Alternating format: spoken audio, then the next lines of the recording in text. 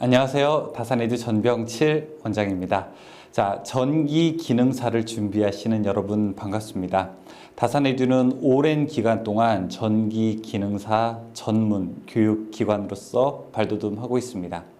여러분께 이번 시간에는 전기 기능사 시험이 어떤 시험이고, 자, 이것을 어떻게 준비해야 되는지 그 방법론에 대해서 말씀을 드리도록 하겠습니다. 여러분이 무작정 시험을 준비하고 열심히 하는 것보다 자, 어떤 방향으로 어떻게 공부해야 되는지 나침반처럼 미리 그 방향을 알게 된다면 학습하는 데 훨씬 더 효율적이고 그 다음에 효과적으로 이루어질 수 있다고 생각을 합니다. 짧게 준비한 영상인 만큼 여러분 집중해서 이 내용을 봐주시고, 자, 이 봐주신 내용을 토대로 앞으로 시험을 준비하시게 된다면 필기시험 그리고 실기시험까지 한 번에 원하시는 목표를 이룰 수 있을 것이라고 생각을 합니다.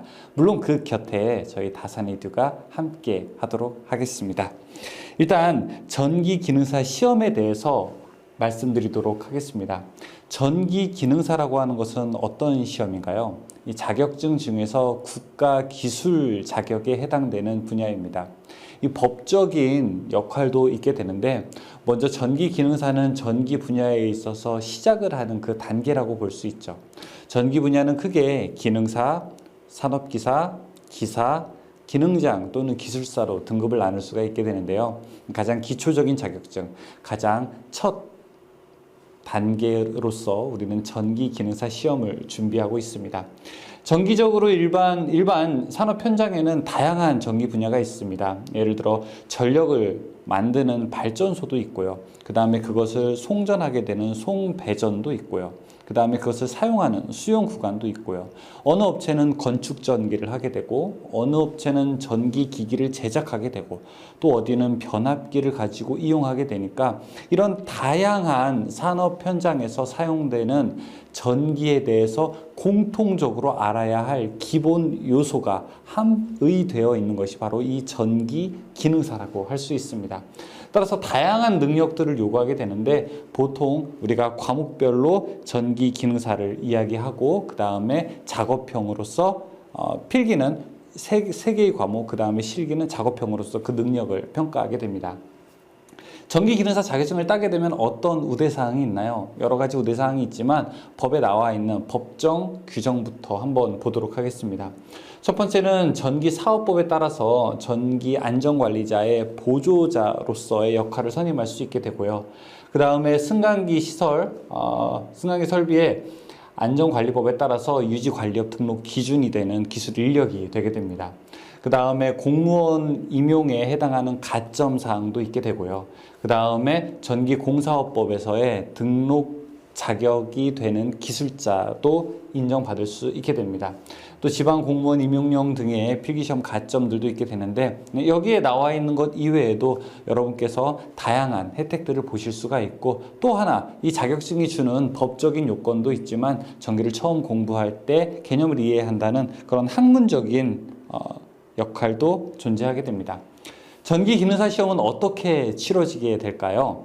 일단 시험은 필기시험과 실기시험으로 나눌 수가 있습니다. 필기시험을 합격한 분이 실기시험을 치를 수가 있게 되고요. 일단 필기시험에 합격하게 되면 2년 동안 실기의 응시 기회가 주어지게 됩니다. 필기시험은 세 과목으로 나눌 수가 있는데, 전기 이론, 전기 기기, 전기 설비 각 과목당 20문제씩이 출제가 되고 사지선다형으로 출제가 되게 됩니다. 총 60문제가 출제되게 되는데, 여러분들은 여기에서 과목과 상관없이 총 합계의 점수가 36개 이상, 즉 점수로 100분 점수로 환산하게 되면 60점 이상을 맞게 되면 합격이 되는 것입니다.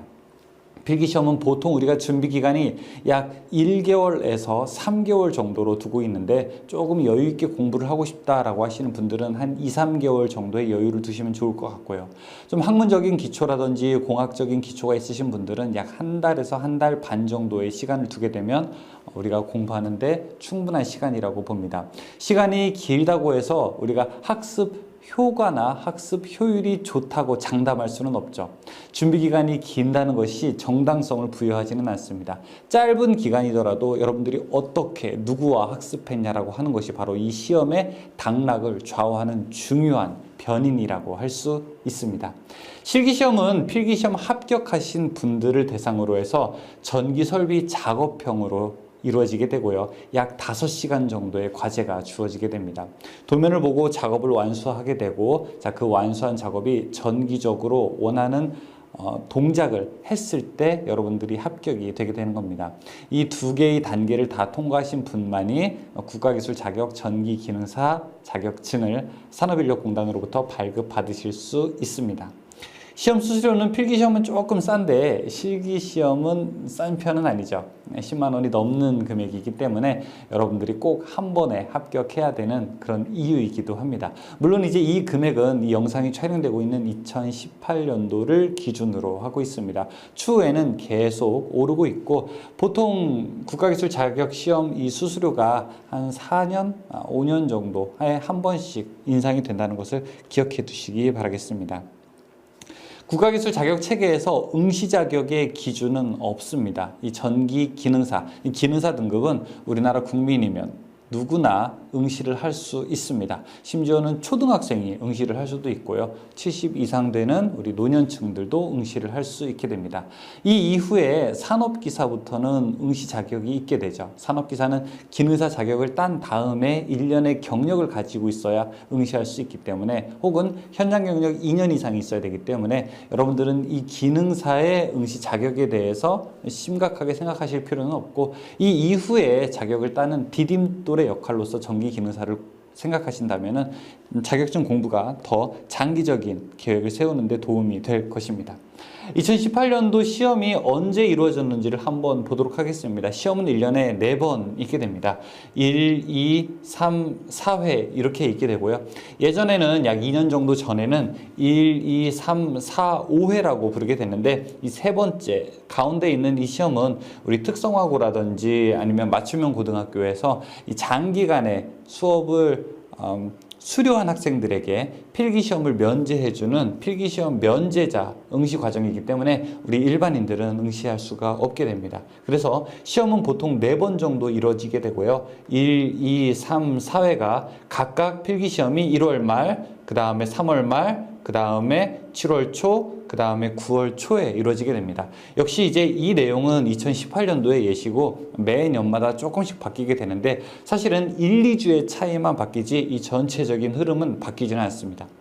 필기시험이 치러지게 되고 그 다음에 실기시험이 치러질 때까지 약 한 달 반 정도, 약 45일에서 50일 정도의 시간이 있습니다. 그래서 여러분들이 필기시험을 역으로 환산해서 약 2달 전부터 공부를 하고, 그 다음에 필기를 합격하자마자 실기시험 모드로 바꿔서 실기시험을 준비하게 되면은 바로 합격자 발표로서 여러분들이 합격의 영예를 안으실 수 있게 되는 거죠. 혹시나 실기시험이 떨어졌다 하더라도 약 2개월, 3개월 뒤에 계속해서 시험이 연속되기 때문에 다시 재정비해서 시험을 응시할 수 있게 되고요.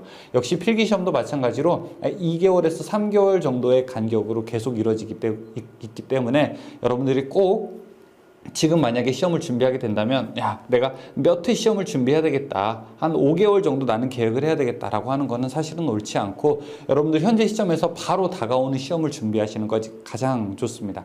바로 다가오는 시험을 준비하고 떨어지게 되면은 최선의 노력을 다 하고요. 그 다음에 떨어지게 되면 그 다음에 이어오는 시험을 준비할 수가 있게 되는 것이죠. 필기시험은 어떻게 이루어질까요? 예전에는요, 우리가 시험지에다가 OMR 카드라고 하는 OMR 카드에다가 답을 컴퓨터용 사인펜으로 옮겨 적어서 OMR 카드를 제출하고 시험지를 집에 가져오는 방식이었습니다. 그런데 지금은 우리 국가기술 자격증 전기 기능사의 경우에는 CBT, 컴퓨터 베이스 테스트라고 해서 컴퓨터로 시험을 보게 됩니다. 여러분 혹시 최근에 운전면허증 시험장에 가보신 적 있으신가요? 운전면허 시험장에 가보게 되면 아주 많은 사람들이 본인의 자리에 앉아서 컴퓨터에다 본인의 수험번호 같은 것들을 입력을 하고, 자, 이렇게 시험을 보게 되면은, 그러면은 그 자리에서 답안을 제출하고 합격 여부까지 알 수가 있게 되는데요. 바로 그런 시험 방식입니다. 여러분들이 똑같은 시험장에 가더라도 내 오른쪽 왼쪽에 앉아 있는 사람이 다른 문제가 출제되는 이러한 시험 방식이 바로 CBT 방식이고요. 그리고 내 오른쪽에 있는 사람은 예를 들어 지게차를 볼 수도 있고요. 왼쪽에 있는 사람은 한식조리를 볼 수 있는 서로 다른 시험 종목을 볼 수 있게 되는 이런 시험 방식입니다. 따라서 여러분이 컴퓨터로 시험을 보는 방식이 실제 종이로 보는 방식과는 많이 다르다는 것을 먼저 아셔야 됩니다. 우리가 시험 그 종이 위에다가 펜으로 낙서하고 그 다음에 계산하는 것과요. 컴퓨터 모니터를 보면서 답을 유추하는 것과는 우리의 뇌 시신경과 뇌에서 생각하는 구조가 다르기 때문에 이 인지 구조적 측면에서 여러분들이 다른 연습을 할 필요가 있게 되는데 다산에듀에서 이미 이것이 다 준비되어 있습니다. 다산에듀 홈페이지 오시게 되면은 이런 CBT 시험의 모의고사를 치를 수 있게 되니까 여러분들의 많은 이용 부탁드리겠습니다. 컴퓨터로 이렇게 시험을 보는 방식이고요. 시험을 보자마자 답안 채점이 자동적으로 이루어지고 있기 때문에 여러분들은 합격, 불합격 여부를 그 자리에서 확인하실 수가 있게 됩니다. 자, 이렇게 시험을 통과하시게 되면 그 다음에 실기시험을 응시하셔야 되겠죠. 실기시험은 이렇게 우리가 큰 작품 하나를 만들게 되는 것입니다. 이 전체적인 전기 회로, 전기 제어 회로인데요. 여기에서 이제 배관이라고 하는 것은 실제 건축물에서 우리가 벽이나 천장을 통해서 움직이는 배관을 의미하게 됩니다. 물론 그것을 약간 축소한 모형이 되게 되는 겁니다. 그래서 릴레이나 마그네트나 차단기나 타이머 컨트롤러 등을 이용한 버튼과 램프나 그 다음에 모터 컨트롤 회로를 주로 제작하는 것이 실기시험이고, 이 실기시험에서는 두 가지 큰 능력이 요구되게 됩니다. 첫 번째는 우리가 시퀀스 회로를 얼마나 잘 이해하고 있느냐, 두 번째는 이것을 얼마나 잘 작업할 수 있는 기능적 숙련도가 완성이 되느냐 하는 측면입니다. 따라서 여러분들이 이 두 가지를 모두 다 상승시키기 위해서는 많이 도면을 보고 그 다음에 많이 연습해 보시는 것이 필요하게 됩니다. 물론 저희 다산에듀에서는 온라인과 오프라인, 다산에듀에서 있는 온라인 강의와 그 다음에 회로를 판매하고 임대하는 그 동영상 강의 세트가 있고요.